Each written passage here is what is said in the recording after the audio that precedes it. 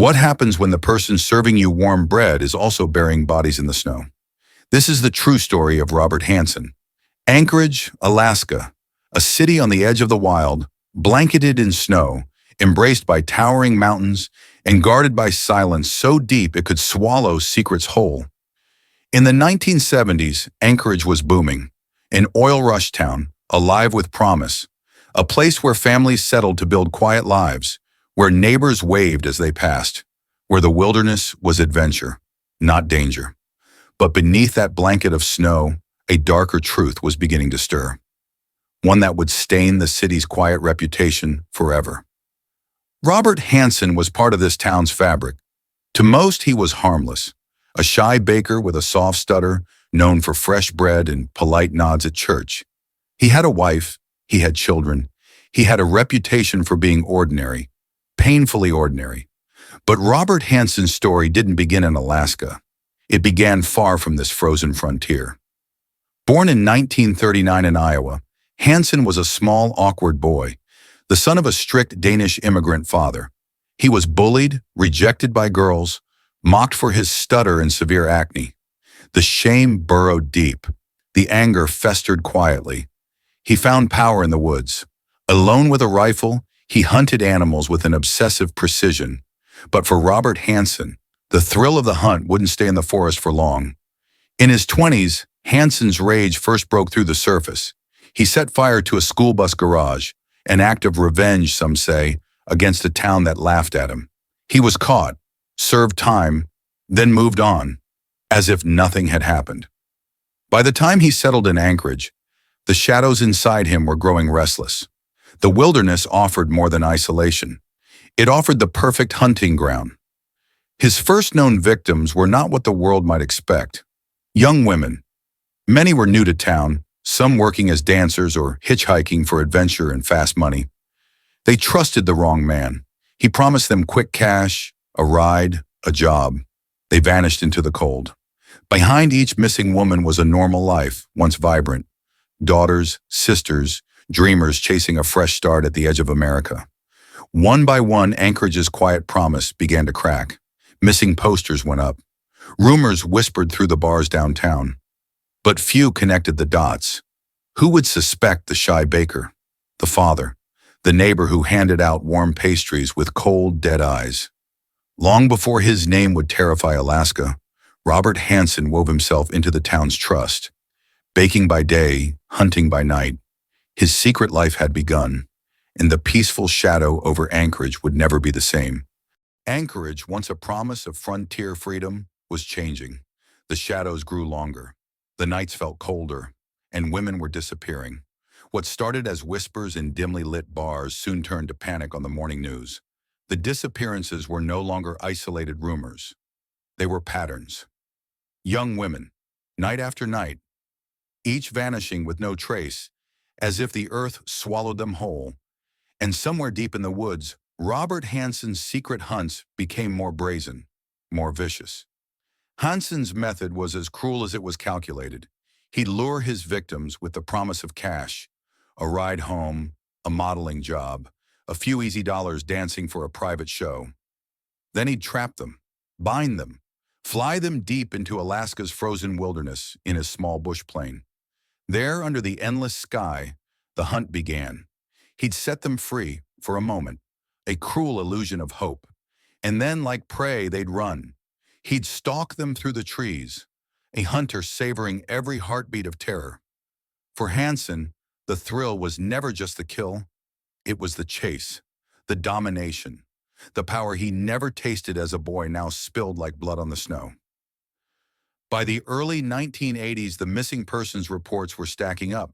Bodies began to surface, shallow graves hidden along remote trails, some torn apart by wildlife, some never to be found at all.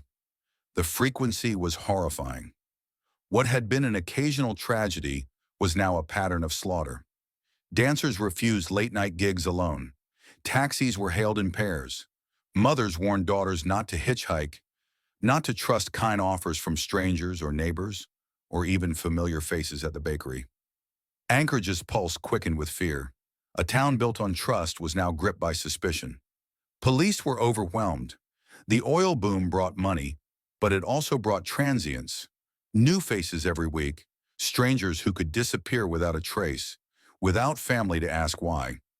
Investigators tried to connect the dots, but the wildness of Alaska swallowed evidence whole. Businesses downtown lost their nightlife crowds. Clubs that once pulsed with neon and music turned wary and dim. Women clung to each other when walking home. A community that once celebrated freedom now locked its doors tight against the cold and whatever monster lurked just beyond the streetlights. Still, Robert Hansen went unnoticed, blending in with the fear, smiling behind his bakery counter as headlines screamed of horror. To Anchorage, he was the trusted neighbor baking pies for the church fundraiser. No one knew that the man rolling dough before dawn was also burying bones before dusk. By the time the city realized a predator stalked among them, dozens were already gone. Mothers, daughters, sisters, lost to a hunter who turned the wild beauty of Alaska into his personal killing ground. And as the terror spread like frostbite through the veins of Anchorage, the man behind it all grew bolder, convinced he would never be caught. But even the best hunters make mistakes, and Robert Hansen's reign of terror was about to meet its match. Alaska's wilderness, vast, unforgiving, beautiful, but beneath its frozen rivers and towering pines, secrets festered. Anchorage, a young city fueled by oil money, became a magnet for wanderers and dreamers. And in the 1970s and early 80s, they came in droves. Dancers, drifters, young women chasing fast cash or escape. It made them easy prey, and Robert Hansen was hunting. He chose them for their isolation. Many were dancers, sex workers, runaways. Women like Paula Goulding, only 30, looking to restart her life. Or Joanna Messina, who vanished in 1980, her body found near Seward, shot and buried in a shallow grave. Sherry Morrow, 23 years old, a waitress, last seen leaving a bar, found dead on the Kinnick riverbank, blindfold still in place. Sue Luna, 23, lured by Hansen's promise of a modeling job, flown into the bush, hunted like game. Andrea Altieri, 24, vibrant, bold, and fearless on stage at a local club. She disappeared after a shift. Her remains were never found. Eklutna Annie, a name given by detectives when they couldn't learn hers, found near Eklutna Lake. No family ever came forward. Her real name is still unknown. Each victim had a life, a dream, a story, cut short by a man who treated human beings like trophies. As bodies surfaced along rivers and hidden trails, local police saw patterns. The wounds were similar: blindfolds, gunshots, burial sites marked by nature's silence. But for years, they lacked a suspect. Witnesses were few, evidence was scattered, the frozen wilderness erased tracks like a conspirator. And then, the first crack in Hansen's armor: a survivor. In June 1983, 17-year-old Cindy Paulson broke free from hell. Hansen had chained her in his basement, bragging about his hunts. She escaped, barefoot, handcuffed, flagging down a truck driver for help. Shaking, she told police everything: the stutter, the bush plane, the hidden cabin, the chilling detail of a man who hunted girls for sport. But even then, the investigation stalled. Cindy's story was real, but the monster she described seemed too ordinary. A married baker, father of two, a respected neighbor. How could he be the butcher-baker Anchorage feared? Alaska State Trooper Glenn Float took Cindy's word seriously, but proving it was a different fight. Hansen denied it all. Other officers doubted Cindy. A teenage sex worker against a mild-mannered family man. It didn't fit the town's image. Float dug deeper. He mapped the sites where hunters found bodies. He studied missing persons reports, strip club rosters, runaway logs, a mountain of cold files. A pattern formed: girls who trusted a stranger's kindness, never to return. The case depended on patience and a break that couldn't come soon enough. Float pushed for a search warrant. When it came through, the walls closed in. Inside Hansen's modest Anchorage home, police found trophies, jewelry belonging to victims long buried, a hidden map dotted with X's, graves marked out like a hunter's secret guide. A .223 Ruger Mini-14 rifle matched the ballistic evidence from spent shells at shallow graves. Fibers, hair, tire tracks, bullet casings. The forest had hidden them, but not destroyed them.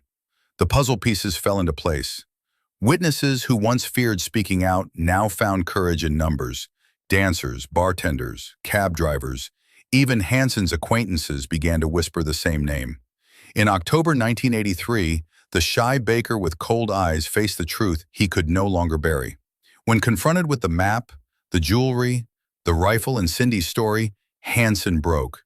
He confessed to the murders. He drew maps, adding more X's where bones still lay hidden under the snow. His confession detailed what many feared, that the wild beauty of Alaska had hidden a human predator for over a decade. The butcher baker claimed at least 17 women. Some believe the true count was closer to 30. Anchorage exhaled. Its darkest chapter finally dragged into the light by a lone detective's persistence, a teenage girl's courage, and evidence that spoke for the dead. Robert Hansen's reign of terror ended in chains, but the scars he left on Alaska's wild frontier would never fully fade. In the silence of the forest, the echoes of his victims remain, a reminder that even the most peaceful places can hide the darkest shadows. In the fall of 1983, Anchorage stared into the face of a nightmare it never imagined. Behind the modest bakery and the gentle stutter was the predator the city had feared for over a decade. Robert Hansen, husband, father, neighbor, now exposed as Alaska's most prolific serial killer. Hansen confessed to hunting women in the wilderness like prey. He admitted abducting them, chaining them, flying them in his small bush plane deep into the Alaskan interior. There, armed with a rifle and a knife, he gave them a head start, then tracked them through the cold, silent trees until the forest swallowed their screams. What drove Robert Hansen? Psychologists pointed to a lifetime of rage and rejection. As a boy, he was bullied for his severe acne and speech impediment. Girls shunned him. Humiliation bred resentment. Over the years, that resentment twisted into something darker, a hunger for control. He hid behind a mask of normalcy, baking bread by dawn, slaughtering by dusk.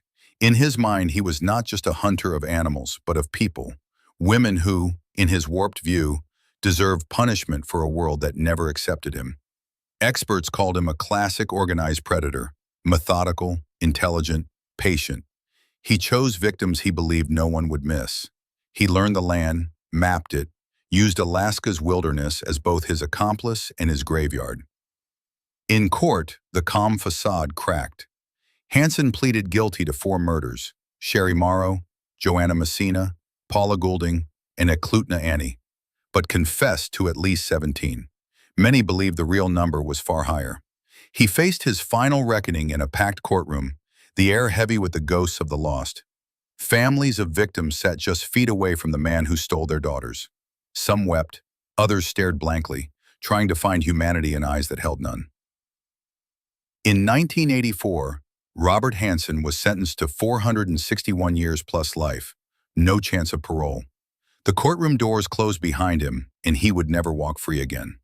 He died in prison in 2014, at the age of 75. Natural causes ended what Alaska's justice could not. No final words, no remorse, just silence. The face of evil was not a monster lurking in shadows. It was a neighbor in plain sight, a reminder that the darkest predators sometimes wear the gentlest disguises. For the families of the victims, justice offered no real closure, only the certainty that their daughter's final moments would not be hidden under snow forever.